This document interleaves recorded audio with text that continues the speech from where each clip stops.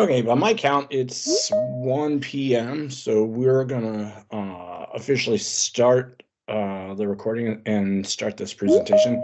To answer everybody's initial questions, yes, this is being recorded and everybody will have access to this recording. Additionally, we will be putting this up on our YouTube channel, which if you don't like and subscribe, I suggest you get out there and do that. We have a lot of great videos up there.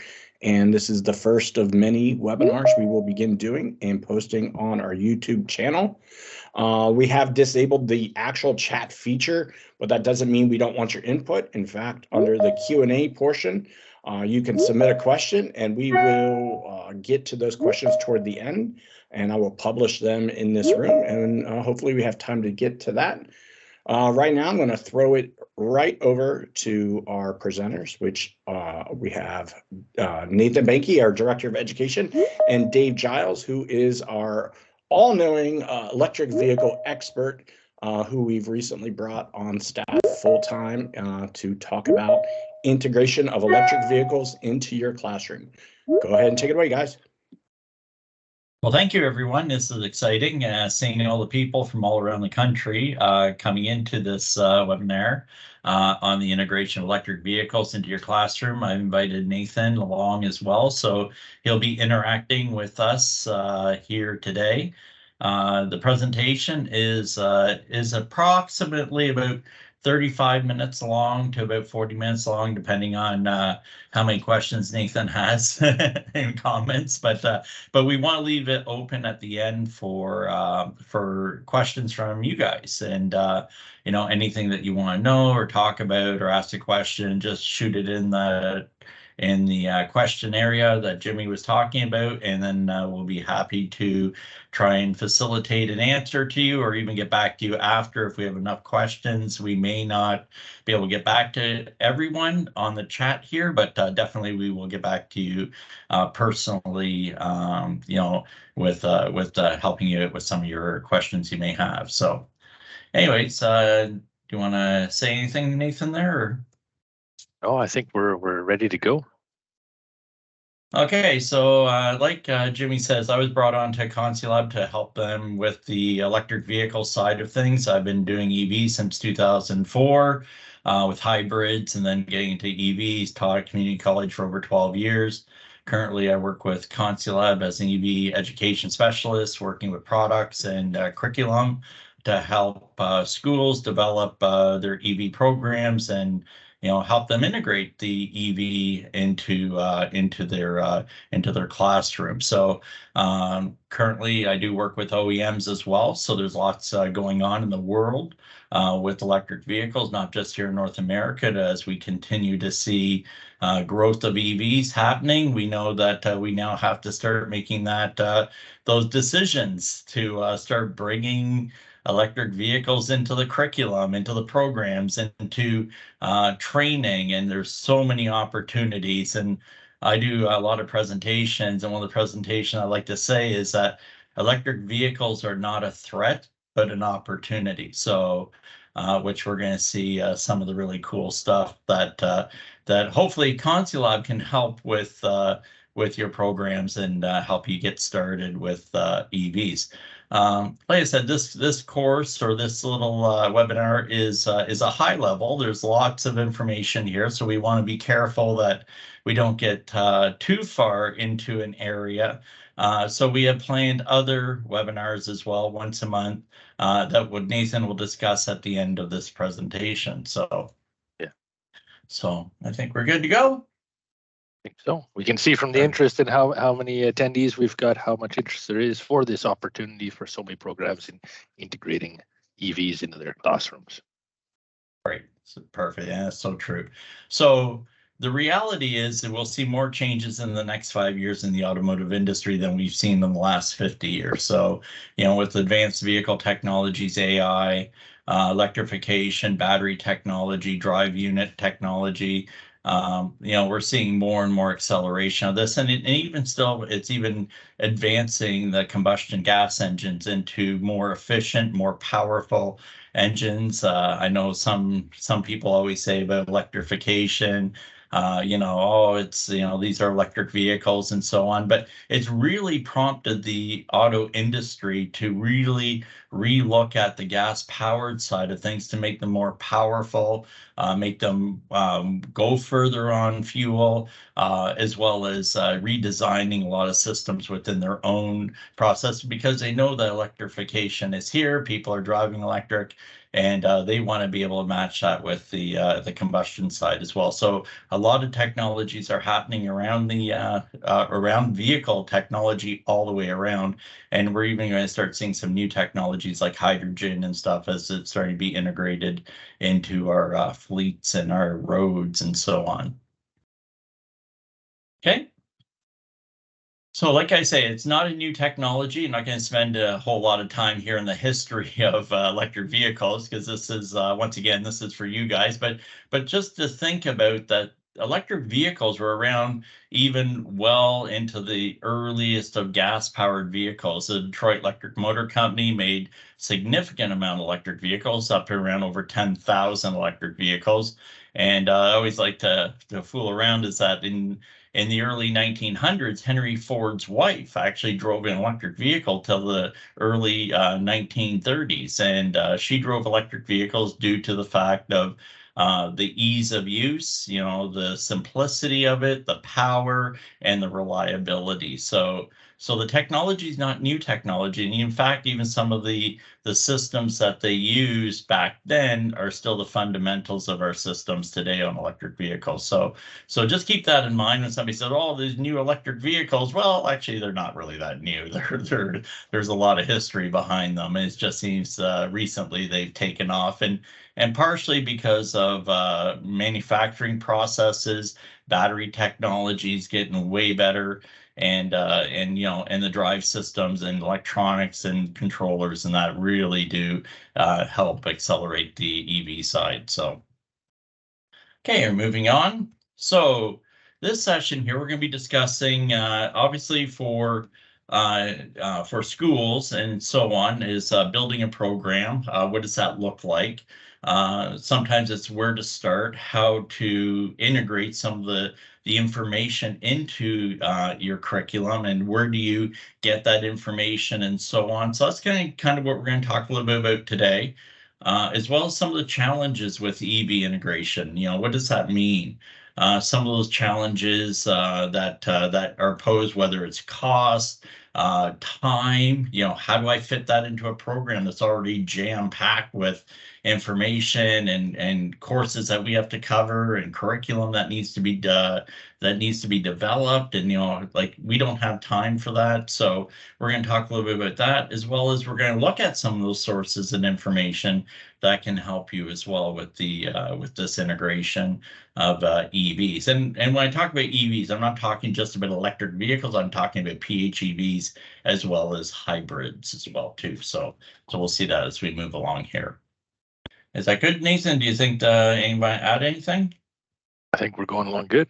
Okay, so good. So and obviously we're going to look at some of the things that ConsuLab can help out with as well too. So we want to make sure that we're a source here for information.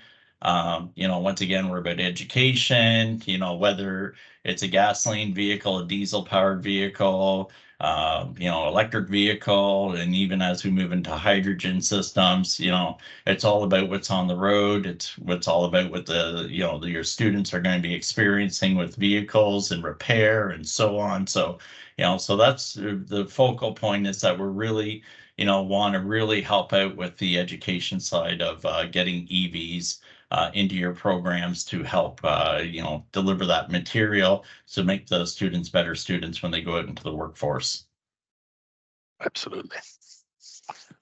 So what are some of the changes with electric vehicles? And so once again, it's almost like back in 1984 when carburation was being phased out into fuel injection, and we're trying to, to mask like, oh, the coolant temperature sensor is kind of like the choke circuit, and and the throttle position sensor, and and so what they've done in that process is, even with electric vehicles, it's kind of the same idea, is that we have no engine with an electric vehicle, obviously, unless it's a PHEV or a hybrid.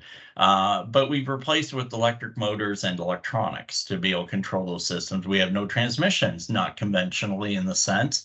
We have power reduction units and so on, but we have direct drives and gear reduction. So, they were replaced with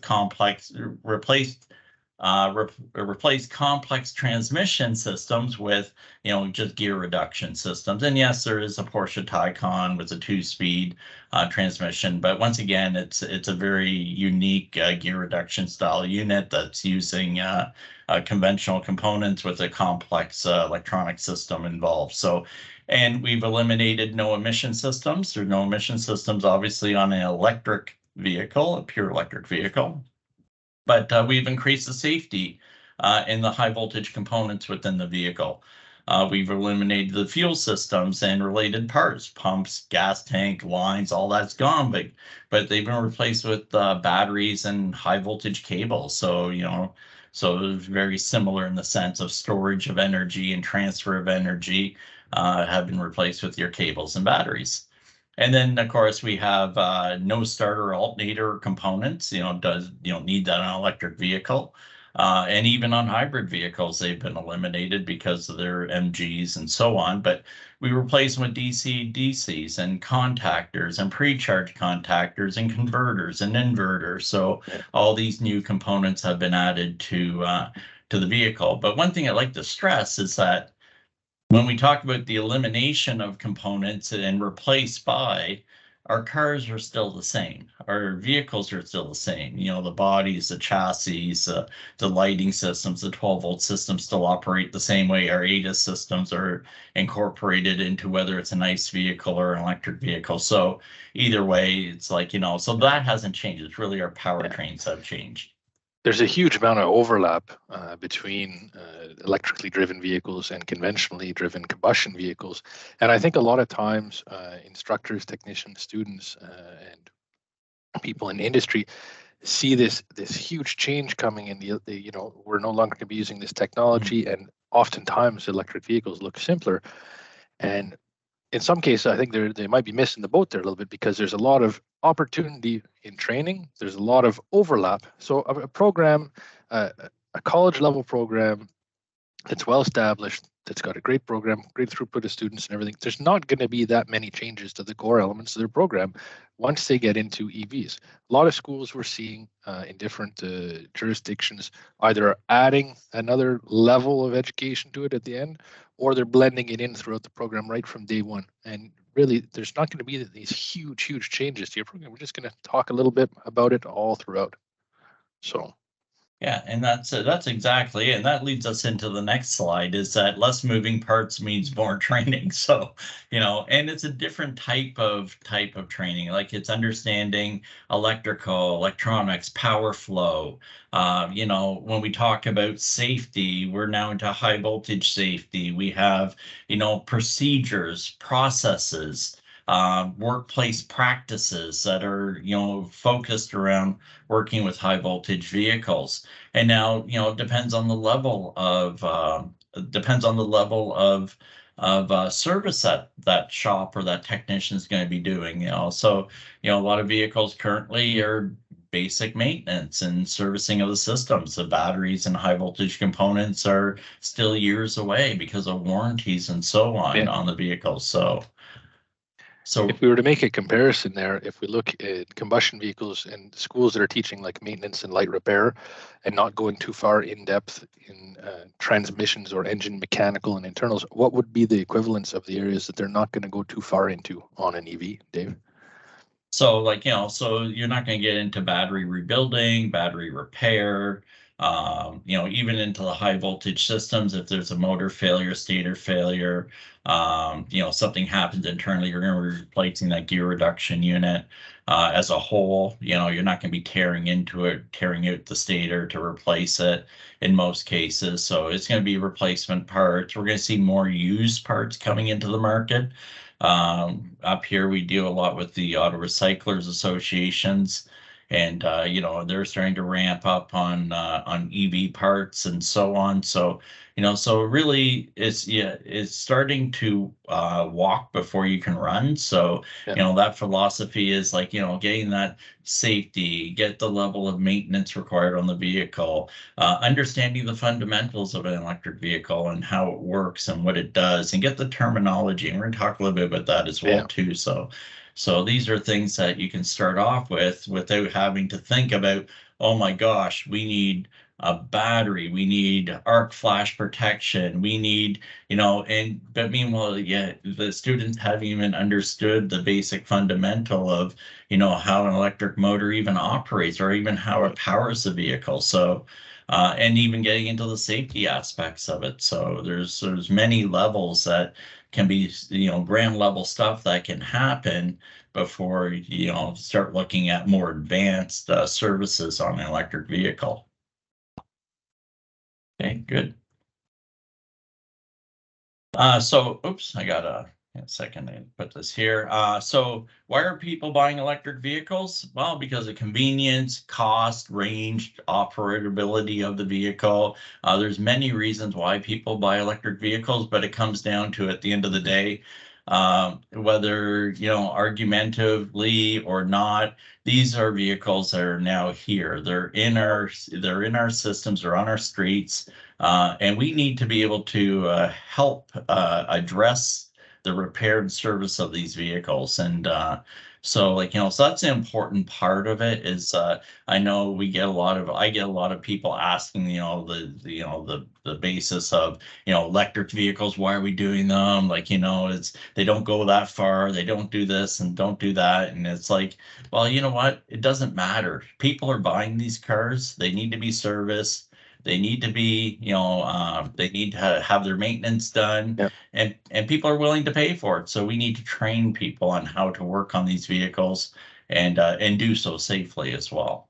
Yeah, and for us, at ConsuLab, what that means for us is that whatever's on the road, whatever's being driven and needs service, it needs to be taught. The students need to learn it, which means we're going to be there to help you guys to help get the students up to speed with that technology. So whether it's electric vehicles, the combustion vehicles, or in the future, other choices, we're going to be helping teach what needs to be taught. Yeah, so it's so people always ask me, they go, so what kind of vehicle do you drive? Must be an EV. And Nathan already knows. Yes, I have an EV. Obviously, I drive an electric vehicle. Yeah. But I also have a Dodge Ram supercharged truck with 31-inch tires on it, and I have a convertible gas-powered vehicle. So it's like, so I love cars, and I think that's where it comes down to. When you ask somebody about, what is their dream car? I know that I was on a call earlier, and you ask students, what's your dream car? And they'll come up with all these different types of vehicles, and that's really what the industry is all about. It's just the love and the passion for transportation in any different way, in every different type of powertrain that's available. So yeah, some people, oh, you must be a tree hugger or something. I said, oh yeah, I got a Dodge Ram truck, and it's probably the worst vehicle on the road in fuel. So moving on here, just I want to get through some of the, I'm not going to go through all the terms here, but just some of the foundation stuff that you can start introducing would be some of the terminology, learning the terminology, what those terms are. It is a lot of new acronyms that are right there.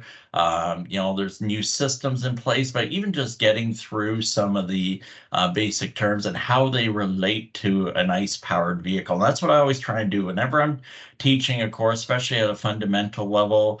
It's just a basic introduction to EVs. I really try and get people to understand the comparison between some of the terms to the gas-powered vehicle. So, for example, like state of charge, what is that? That's like the level of fuel in your tank. What is the state of health of the battery? That's like a condition of the gas-powered engine. As compression is lost, you lose the power potential and so on, and even range that the vehicle can get, no different than state of health.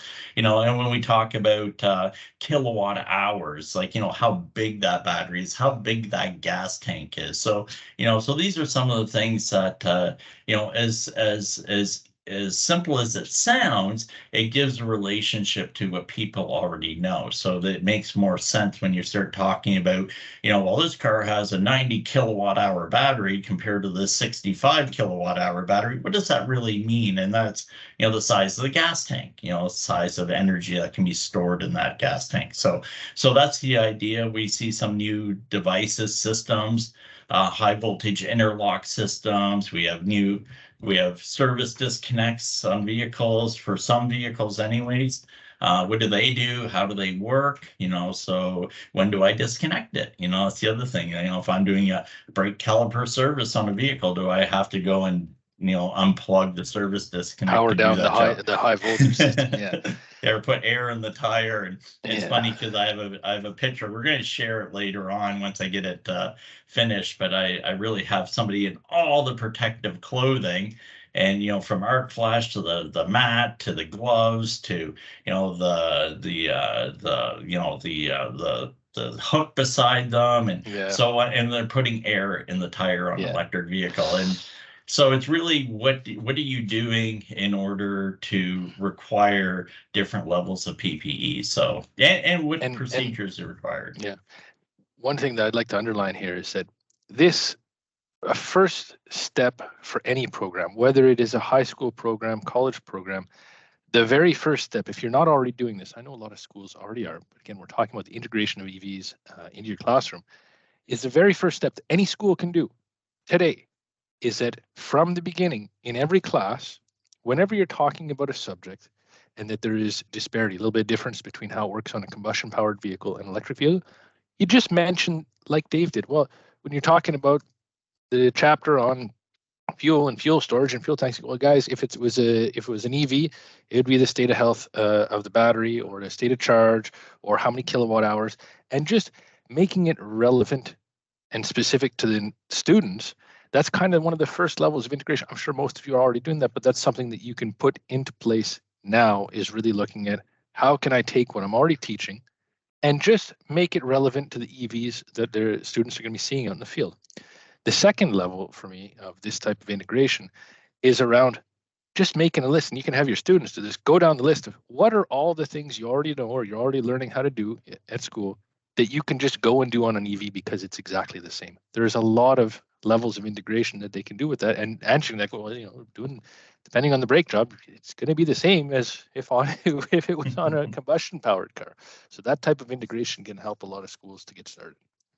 Yeah, and I agree. It's like, there's certain things that can be incorporated directly without a lot of background on. But once again, it's getting that base foundation of what is an electric vehicle, how do you identify it, and what are the precautions around working around certain systems on the vehicle. And that's part of the information, part of the training that they get. So it's a very important part of the integration of vehicles, especially into the industry itself, so, where you get a lot of shops that are not willing to, or not wanting, or may not even just know about how to even approach an electric vehicle for different types of services. So and thinking that these cars are super advanced vehicles that require special skills and that to work on. It really comes down to the basic fundamentals, understanding safety and so on, and how it operates. It's that operational side of them.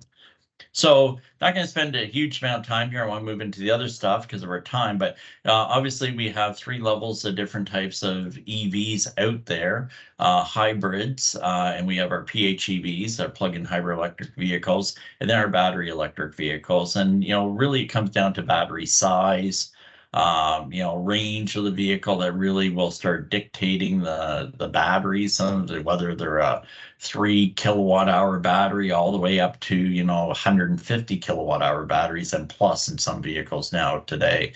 And I also want to make a note here, if you're into a truck and transport program, into bus or coach, or doing that, there's a lot of commonalities within electric vehicles, whether the hybrid bus or battery electric vehicle that's being propelled. So the fundamentals do follow within the scope of the training that you could do, whether it's in the automotive program or the truck programs, about electric vehicle safety, components, operation, power flow, all these different aspects are all part of that.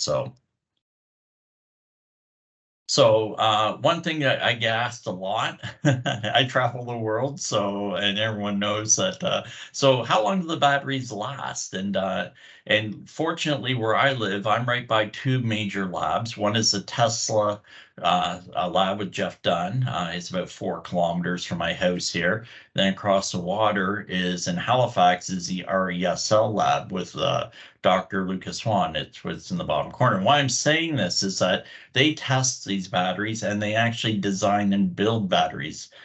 So for Tesla, Jeff Dunn is actually this lead scientist in battery technology in the world, and he develops the mixer, the construction science behind the battery cells, and he works directly with Tesla, same as Dalhousie University. And Lucas Swan down there, if you remember the EV1, obviously he's a little young to be working on the EV1, but his dad was the chief engineer at General Motors in California on the EV1 program for battery technology.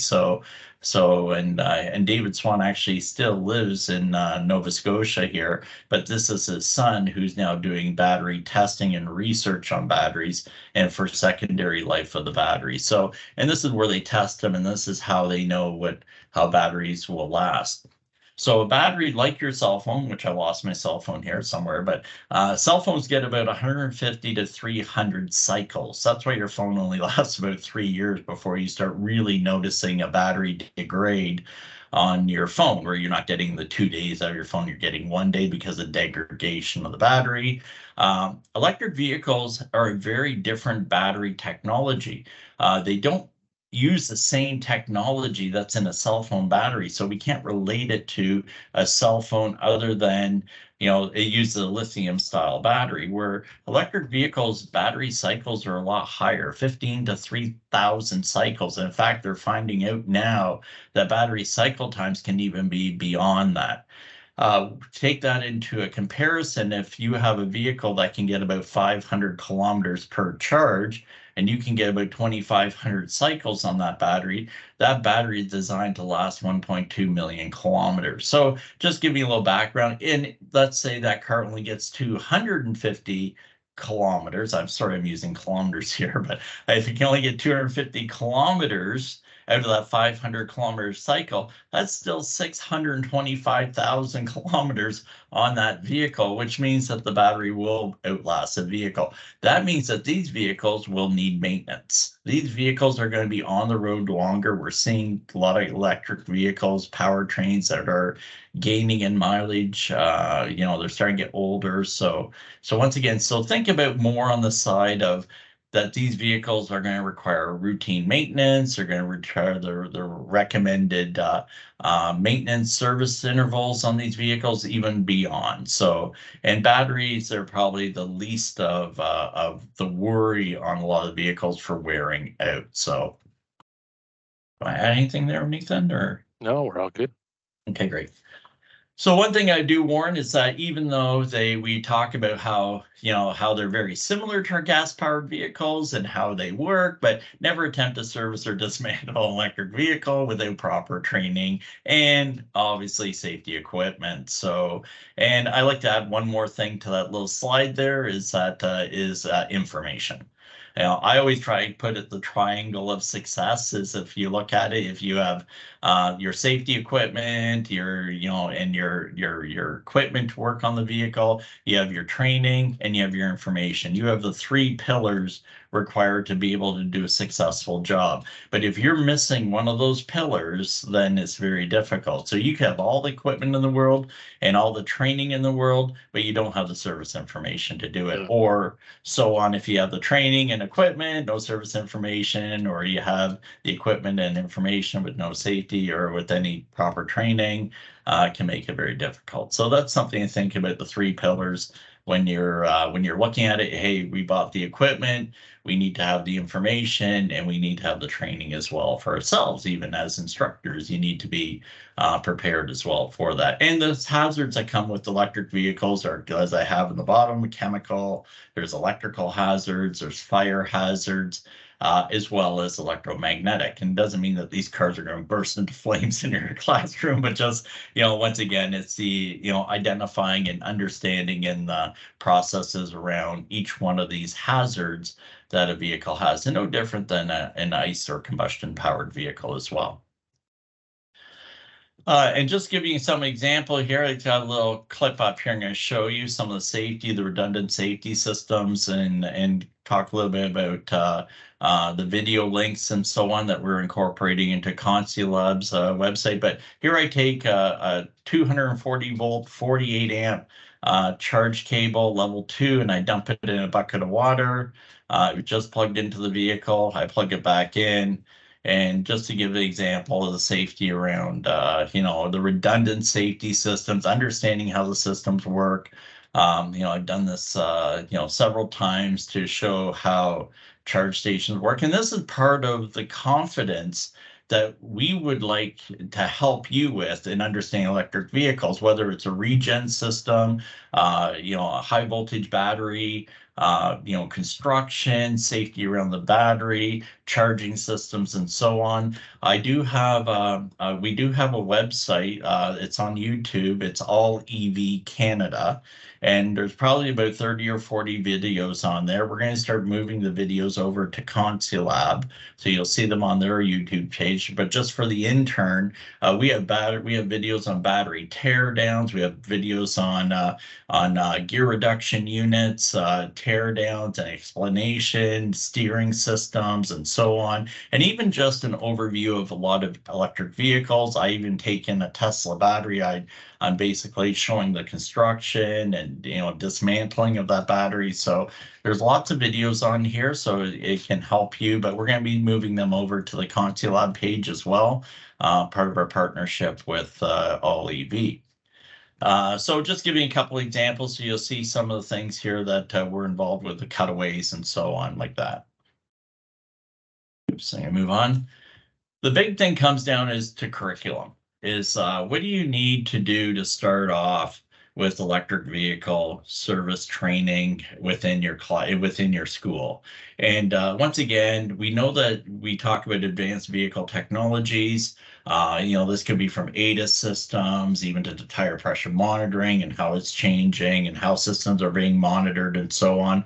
But once again, getting into the development of electric vehicles, and this is a short course list of some of the things that you would typically teach with an electric vehicle course. And as you notice, as you move through the list, if you're seeing this, we're talking about safety, we're talking about the systems and how they work, and you're talking about even into hybrid stuff. But then as you move down, you notice that batteries and that is towards the end of it, because in popularity and understanding how to rebuild a battery, I always ask, especially technicians in shops, how many times do you guys rebuild transmissions? How many times do you rebuild engines? It's, if you need an engine, you buy one complete or you buy it used. And I feel that, I've taken apart well over 50 electric vehicles and basically tore them down and either scrap them or use them as training aids. And I'll tell you that these batteries in some of these cars are not that easy to service. And there's a lot of challenges when you're rebuilding or trying to recondition lithium-ion battery in a vehicle. There's a balancing problem, there's resistance problems, there's construction issues. We take apart Tesla batteries all the time from the Model 3 and Model Ys. And they're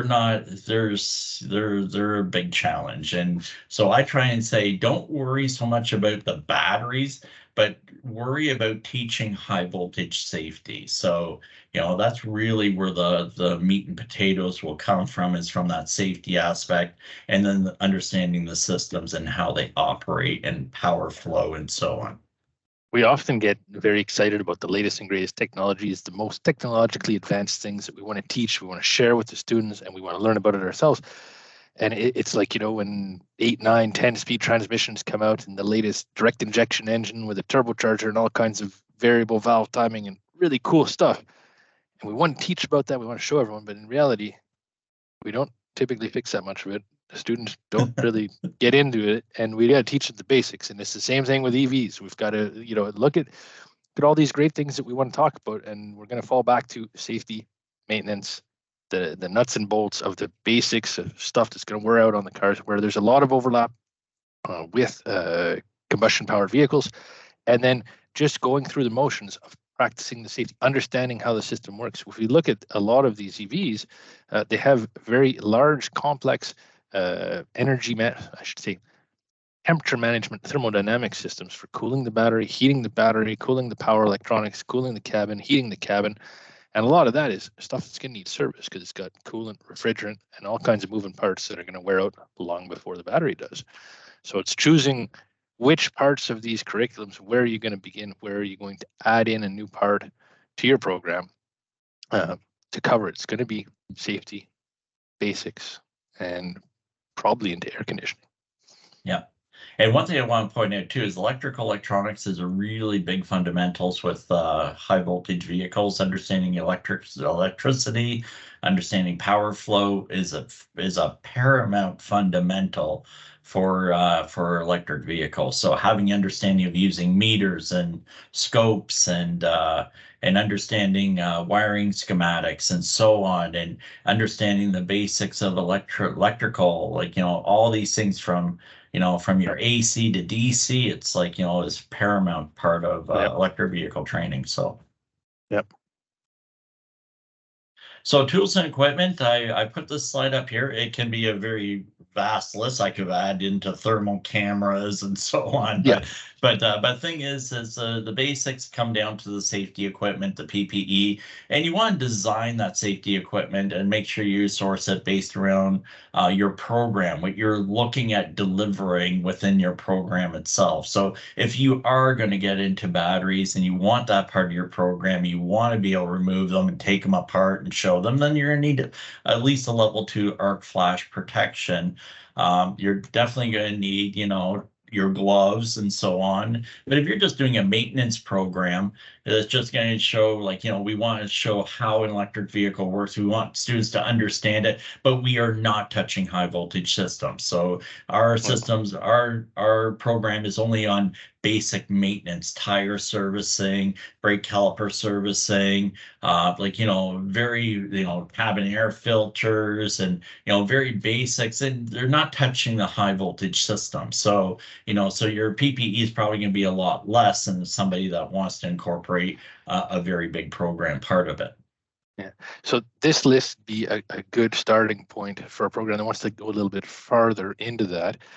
If we look, you know, most programs pretty soon, if not already, are going to have to, at the very least, be able to bring the students up to the point where they depower a vehicle.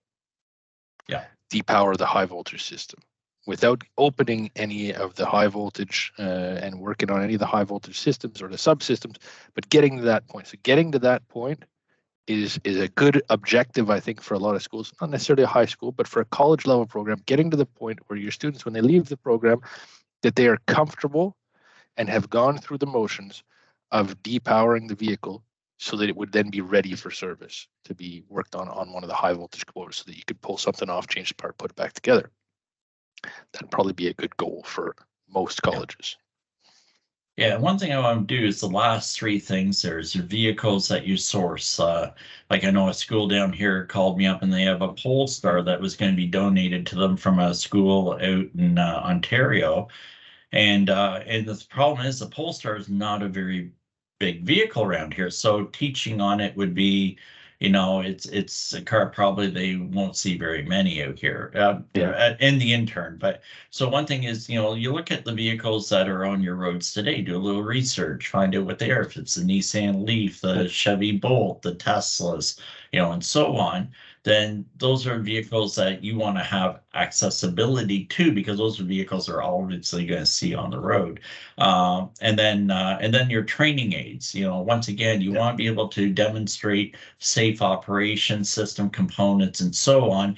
And this is a big part that we spend a lot of time at ConsuLab, is to find a way that we could demonstrate high voltage systems in a way that makes it real, but at the same time gives the students and the instructor the level of safety and security that they know that, on this training aid, as they're learning, they don't need to have to worry about being harmed by the high voltage systems. Yeah. And the last thing, the most important, is who's going to teach it. One of the things that we have to think about is that as instructors, you are the major equipment in delivery. It's the most important. So, instructor training, I know, because electric vehicles are fairly new. Within the last 5 to 8 years, they've really come on, and most instructors have very little experience with working on EVs in the industry, in which it can be very intimidating for an instructor to teach on a system they've never even worked on before. And even out here with shops themselves and technicians that are apprehensive or intimidated and do not want to touch these vehicles, I can just imagine instructors that are having to teach these systems that have not had that training or had that experience with EVs. So, and one thing I know, oh, sorry, go ahead. I was going to say, so of course, at ConsuLab, of course, we want to offer you the help with the last 2 items, and we'll talk a bit about that. Not too much, but we will talk a bit about the stuff that we've been working on and how we can help you to bring your knowledge up and bring your programs up to be able to offer this type of stuff. Perfect. Yeah. Let's go move on. So I got some weird stuff going on here. Let me just shut this off here. Okay. So anyway, so once again, some of the training aids that we have, is one of them is a full vehicle, but it's and somebody would look at it and go, well, that's a Tesla, and we don't have it. It's the reason it was selected was just because it's an EV with all the components that can be laid out, easily identified and seen, and so on. But if you look on the left side, it really talks about the systems that you can teach about, or that you need to, for students need to understand, is these are the components that are common to all EVs. So, so they all have inverters, contactors, DC to DCs, and, they have high voltage AC compressors. Some of them, if it's a hybrid, and that might be a hybrid type style compressor. We have thermal battery systems, whether it's coolant or refrigerant, or even just heated batteries. So the beauty of these is that it gives you a full menu of requirements that you can add into your program to help teach what those systems are. So this is the flagship ConsuLab product for teaching EVs. There's one behind me. If you look through the window behind me, we've got one here, and of course up on Dave's screen.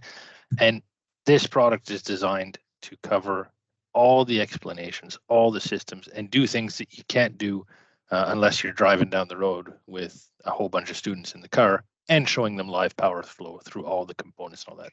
So it's something that's really, really cool. I invite you to check it out both on our website and on our YouTube page, and write to us for more details.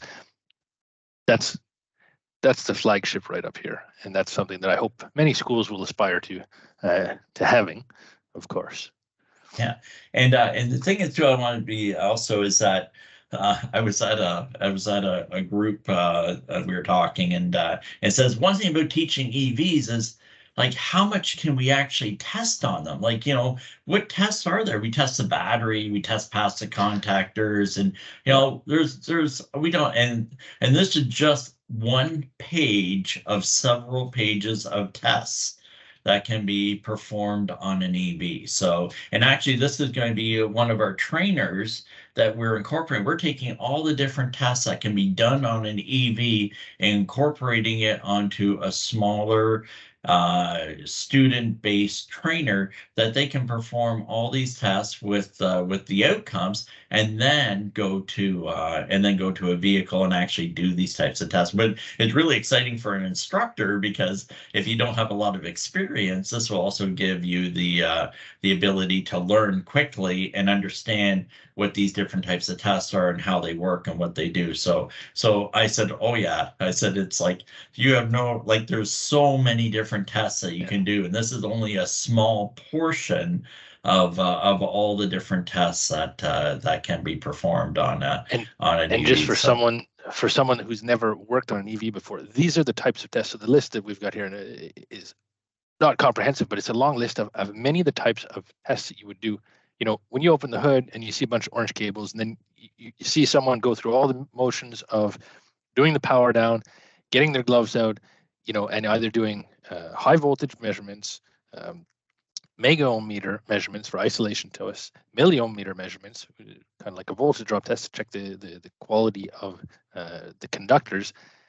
The tests they're doing when suited up, this is kind of a small taste of all the different types of tests you could do on a car when you're servicing it, or on a ConsuLab training aid, if you were to get one, that it would let you do all of those measurements to practice and to understand and diagnose. So it's quite interesting. Yeah, so we're, you know, once again talking with the integration with the EVs into your classroom. So I just want to be clear that there's lots here. I want to kind of leave it open for questions now. So we've got a couple of them ready. So yes. Perfect. So yeah, I'll bring up the Q&A here. We have a couple that I know Jimmy had taken a look at. So one of the first questions was from Nathan, and not me, another Nathan. Are we aware of any safety standards for working with in and around high voltage systems that are specific to the automotive industry? A lot of literature that he's come across has been from utility power supply power companies. So I know, Dave, you're involved in some of this, so I'll let you answer that one. Yeah, so there's a move in the industry to regulate and to give standards around high voltage safety. CSA in Canada, who's I'm working with right now, and there's probably some instructors here on the call that are also involved with that exact same program that we were blueprinted to high voltage safety certification for automotive service technicians, and then they're doing a truck and transport one. I know SAE is also developing standards around that as well too, as well as ASE as well too. Created a safety program, but to put it at a government level, it's going to take a few years. You're right. I know GM uses a lot of utility programs in the past with their requirements, and sometimes it just doesn't work with our automotive industry. So we're starting to create some sort of standards around that, and that's why we encourage instructors or even industry people when these come up, when there's steering committees come up, or there's anything like that, to get involved with these organizations that can really help change some of the standards that are out there to make them more relevant to the automotive industry. So I guess for Nathan, for that, it'd be depending on where you are, what state, country, or province you may be in, is looking at your local. If your school hasn't adopted a standard for your program, it's probably going to fall on you. Look at state level or your jurisdiction level, country level, and see. And if there isn't any, then you can lean on third-party certification.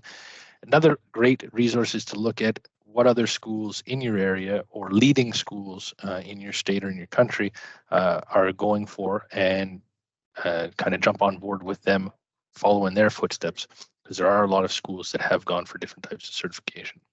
Yeah. So there are a lot that we're still falling on utility and for electricians and utility power certifications, but there's a lot more that are being developed in the automotive realm. Yeah. Then there's one other question here. We'll be able to get this PowerPoint to use in your classes. And that's a question from Tony. And yes, I think that what we'll be able to do is take this PowerPoint and publish it on our website. We have tons of documentation on our website. we have an entire place for files and all that for you as instructors. So what we'll do is we'll publish that as a PDF. You'll need a login. It doesn't cost anything. It doesn't obligate you to anything. You get a login, you go in, download the PDF. We'll do that after, and we'll send an email out to all of the participants to get you to give you that link. And then there's a question for Jimmy. Yeah, there was a question about a price or something related to the EV601, the Tesla training car, which is amazing. We don't want to turn this into a sales presentation here. No. So if anybody has inquiries on any of the products we offer for EVs, which includes the EV601, we have, in my opinion, the industry's best ADAS trainer, which goes far, far, far beyond calibration and truly covers every aspect of ADAS. If you need quotes or more information on those, the easiest email is sales@consulab.com, and somebody will get promptly back to you on that. We just don't want to turn this into a true sales pitch. It's more meant to be educational than anything. So, but also thank you for asking. Much thank you. And now's the time for any other questions to put in to submit. Otherwise, we'll wrap this up. So we do have some dates. We can announce the first one now while you're typing your questions. Jimmy, do you have the date in front of you? Otherwise, I will pull it up. I do not have that date in front of me. There's a new question. How much, you look it up, you look the date up and I'll read it. How much does an average EV battery weigh? And since EV batteries are very heavy, how much electric drive power is used just to carry the battery weight down the road? Well, that's a great question. I love these questions. It's like, yeah, so it depends on the kilowatt hours of the battery, and the type of battery will dictate its weight. But typically a battery will weigh anywhere in around the 800 to 1,100 pounds. That weight is in comparison to a gasoline engine and powertrain and gas tank full of fuel and stuff. So how much energy does it take just to carry that battery down the road? That's a great question. I don't know how much it would. The math would be rather complicated. Yeah, but most electric. Yeah, most electric vehicles use between 15 and 20 kilowatt hours to travel 100 kilometers. So that's in distance wise. So, sometimes people ask, how far can your EV go based on the size of battery, but how much does it take in that energy to actually propel just that battery out of that 15 to 20 kilowatt hours? So yeah, great question. I don't know the answer. But it's definitely the math would be. Yeah, the math will be interesting. It might be a good question for one of my engineering buddies. So the weight definitely does impact the amount of available range we get from an EV. But of course, and it's diminishing returns because you can't just put a Honda Civic and put 200 kilowatt hours of battery in it. The thing would weigh 5,000 pounds, and it'd have to drag that 5,000 pounds everywhere it went. So there is some diminishing returns there, but it's a good question. And at the same time, these are the types of questions that are really good to promote discussion with your students and going, okay, what's the use case? Where are electric vehicles best used? What are the benefits of having an electric vehicle compared to a combustion vehicle? Because over long distances for long haul trucking, that's not the great use case with the technology that we have today. It doesn't really work that well. Whereas for suburban or metropolitan big city, you're driving around doing typical use, there's a pretty good use case there. So it all depends. Those are great conversations to have with your students, and these are things that you can integrate in your classroom today. So the next webinar date, please mark your calendars. It'll be November 8th. So that's the day after Election Day in the United States, November 8th at 1 o'clock, same time, same place. New subject. What I would love is looking at some of the subjects we've put up here: high voltage, training aids, isolation testers, EV systems, battery construction, and course ideas and curriculum ideas. Please go ahead, put your suggestions, ideas in the chat. If there's a specific one you'd love to see us discuss, let us know, and we'll announce that within a week or two for that date. Another question. Great. How integral is the response to an emergency covered as new safety concerns arise with EVs? So I think they're talking about the first responders. Am I Yes. correct? So Yes. first responders. So I work with 2 OEMs currently, and as a vehicle is being produced on the line, that is the very first thing that is actually produced as the first responders requirements or curriculum. So it happens almost instantly with the vehicle technology. And that's a great question. And I don't have my stinking phone with me, but if there is an app on a phone, there's an app that's fantastic out there. It's called EV. Oh my gosh, I'm going to probably have to give I think it's called EV response. I'm pretty sure it's called EV response. It's totally free, and it has all the first responders guides on this app. But even so, if you're not even doing first response training, but it's a great resource to find where the disconnects are and, the high voltage components. Some of them are very, very detailed, like the Nissans. Some of them are It's a great source. Yeah, it's a great source for information because manufacturers of all the information for any vehicle that is an EV that you want to talk about in your program, the easiest information to get service information wise is to get the first responder stuff. If you pick whatever car and you go first responders information for that electric vehicle, you can find tons of information. Where to cut, don't touch this, don't lick these wires, don't do that, and you'll get tons of diagrams, tons of information. It's a great source of information to share with your students. And that's something that all the manufacturers are very, very forthcoming with. They're sharing that. And it is very important for the first responders, but also for technicians and for the recyclers. We have another question. Another good question for both of you as Canadians, especially. What are the EV battery limitations in cold winters? So what are EV battery? Yeah, sure. You want to go for that, Dave? Yeah, it comes down to temperature wise. So the thermal management systems of today's EVs I'll talk about is with preconditioning the battery. So really the range loss on a battery comes about from, where a car has to warm its battery up at the same time as powering the vehicle. And of course, within the battery itself, the movement, the electrons within inside the batteries are very slow. So you have power loss and so on. But one thing and you do lose range. And it's no different than a gas powered vehicle, not to make any excuses with either or, but the thing is, temperature does affect the batteries, but with preconditioning and new technologies within the thermal heat pump systems within the vehicles, it's actually less and less every new model that's coming out. And I know with ConsuLab working on this new heat pump trainer for thermal management of the battery system, we've been doing a lot of research on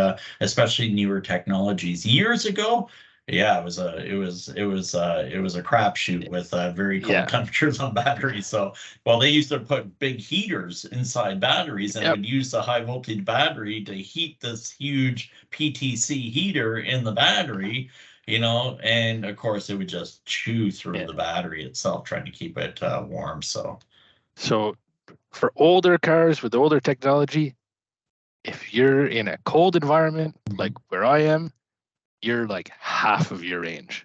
Yeah. When it's really cold. Now I'm talking really cold. With the more modern vehicles, if you go take a vehicle brand new off the lot with a heat pump technology, you're not losing nearly as much range. And like Dave said, a lot of the preconditioning is one of the luxuries of having an electric car. You don't need to do a remote start to heat it up. While it's still plugged in, you can tell the car, hey, either cool the cabin if you're in Texas or California, or heat the cabin if you're up where we are, and heat it up before we leave. So that can alleviate a lot of that. But for the older vehicles, they take a really big hit in cold weather. Yeah, and one thing you do is that you're asking these questions, I'm keeping notes. So there is websites and that talk about that range loss, and you can slide bar the temperature, and it shows you how it'll affect all different types of vehicles. So it's really, really kind of cool. So so we've got another question here that I'd want to ask, if you want to go ahead and ask it, Jimmy. EV undercoat. Dealers are telling customers it will void the warranty. There are ICE vehicles from 2013-14 in Prince Edward Island with holes in rockers and floors. What is your take? Do dealers want them to be disposable? I've done entire, there is I do have a webinar. I believe I can send it out, and we may put it on. It talks about warranties, what they mean, and how they affect with any kind of rust protection. One thing with rust protection on vehicle is any accessory gets applied to a vehicle. If that product damages a component, obviously, you know, if they open up an inverter and it's full of, you know, this product, then, and the inverter's failed, then obviously it was damaged because of that. But it doesn't void, it would void the warranty repair on that component at that time, but it doesn't void the warranty on the car. And one thing we talk about with the electric vehicle and rust protection is proper application, training. Don't spray the orange cables with a black product. That would just be, you know, bad. And you don't need to spray the battery with the product either. You know, you're still dealing with the regular, and just as you mentioned, the holes in the rockers, holes in the door. I've had Teslas where the front rebar on the bumper is rotted right out, because they're steel, they're metal, they're still cars at the end of the day.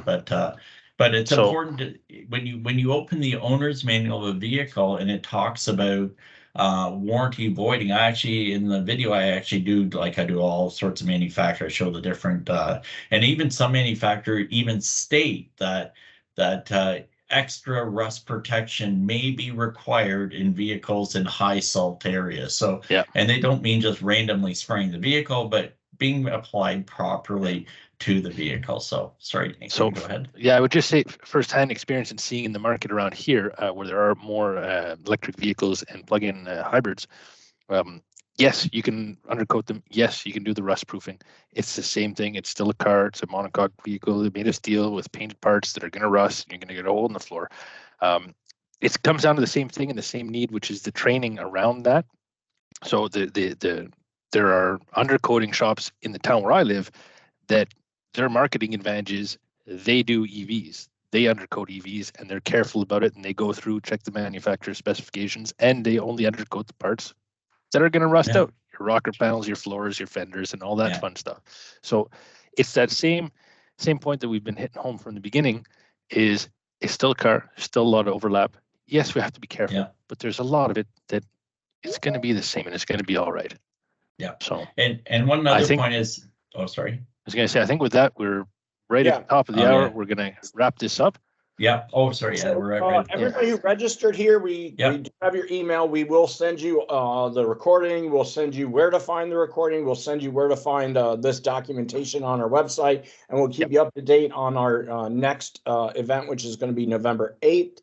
It's exciting. We went from Nova Scotia to Alaska, so we went to extreme coast to coast, covering a topic that needs demystifying, in our opinion. That's kind of the point of these webinars, is to help demystify everything. So we sincerely appreciate everybody's time to this topic, and look forward to hearing and seeing from you now and in the future. Great. Thank you much. Thank you very much, everyone, and have a great day. Thank you. Bye-bye.